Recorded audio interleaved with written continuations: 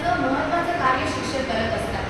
देशातील सामान्य व्यक्तींपासून ते देशाच्या सर्वोच्च पदावरती बसणाऱ्या व्यक्तीलाही घडवणाऱ्या शिक्षकांचं कार्य हे खरोखर खूप महत्त्वाचं असतं. आणि म्हणूनच शिक्षण प्रक्रियेमध्ये विद्यार्थी, पालक आणि शिक्षक हा जो त्रिकोण आहे तो फार महत्त्वाचा आहे. आणि यासाठी सक्षम सुसंस्कृत पिढी तयार करत असताना शिक्षक, विद्यार्थी आणि पालक यांमध्ये एकवाक्यता, सहकार्य, प्रेम, आदर आणि विश्वास असेल तरच हे शक्य आहे. आणि हे शक्य कशा प्रकारे आपण करू शकतो यासाठीच आपल्यासमोर विषय मांडते विद्यार्थी पालकांसोबत शिक्षकांची भूमिका.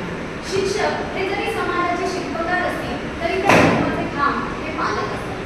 बघा ना, आपल्या समोर बसणारा विद्यार्थी जो आहे तो इयत्ता पहिली ते 8वीच्या वर्गातील आहे. म्हणजे हा शालेय वयोगट जो आहे तो खरं तर संस्कारक्षम मन तयार होण्याचा खरा काळ असतो.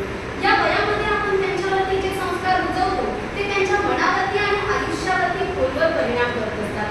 आणि म्हणूनच त्यांच्यासमोर वावरत असताना आपल्या वागण्यात, बोलण्यात आणि विचारात सकारात्मकता त्यांना जाणवली पाहिजे आणि त्यातूनच त्यांनी प्रेरणा घेतली पाहिजे याची दक्षता प्रत्येक शिक्षकांनी आणि पालकांनी घेणं गरजेचं आहे. खरं तर आपल्या सेवा कालावधीमध्ये असंख्य विद्यार्थी आपल्या हाताखाली जात असतात आणि प्रत्येकाच्या प्रयत्नांनी बदल आपण अनुभवत असतो. मग ते बदल शालेय पद्धतीतील असो अथवा इतर बाबतीतील असो. उदाहरणार्थ, एखादा विद्यार्थ्याला जेव्हा इयत्ता 5वीच्या वर्गात खूप चांगले मार्क मिळाले असतील, पण तोच विद्यार्थी जेव्हा इयत्ता 7वीमध्ये येतो आणि त्याचे मार्क जेव्हा कमी होतात तेव्हा आपल्या मनामध्ये पटकन प्रश्न येतो की अरे असं कसं झालं. मग माझी जबाबदारी काय आहे? एक शिक्षक म्हणून मी त्या ठिकाणी काय करू शकते? तर ही गोष्ट त्या मुलाच्या पालकांच्या निदर्शनास आणून देणं हे माझं सामाजिक दायित्व आहे. कारण शिक्षक आणि पालक यांनी एकत्र येऊन विद्यार्थ्यांच्या भवितव्याला आकार देणं ही काळाची गरज आहे. शिक्षकांनी जर पालकांशी संवाद साधून त्यांचं सहकार्य घेतलं तर नक्कीच आपला विद्यार्थी हा नीतिमूल्य संपन्न आणि जबाबदार नागरिक बनण्यास मदत होईल. आजच्या मुलांमध्ये निराशा ही पटकन येते. संयम, संकटांची सामना करण्याची हिंमत त्यांच्यामध्ये नसते. म्हणूनच पालकांनीही अति अपेक्षांचं ओझं विद्यार्थ्यांवरती लादता कामा नये. आपल्या मुलाला किती मार्क्स मिळाले याच्यापेक्षा त्याच्यामध्ये कोणते चांगले गुण आहेत त्या गुणांचा गुणाकार करणं आणि त्याच्यामध्ये काही कमी आहे त्याची वजाबाकी केली तर नक्कीच यश आणि अपयश या दोघांचंही स्वागतच होईल.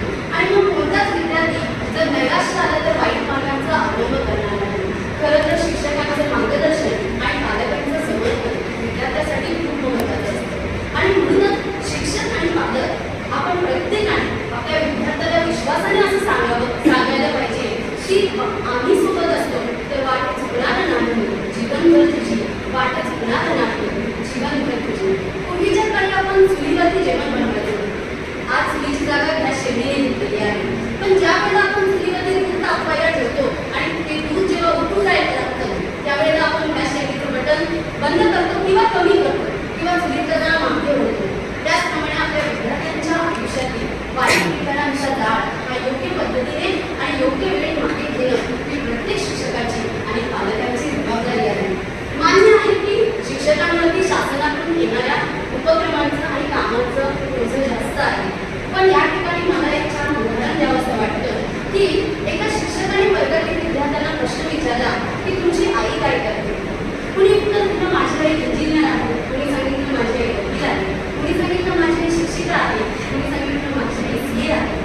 एका मुलाने खूप छान उत्तर दिलं की माझी आई हे सगळं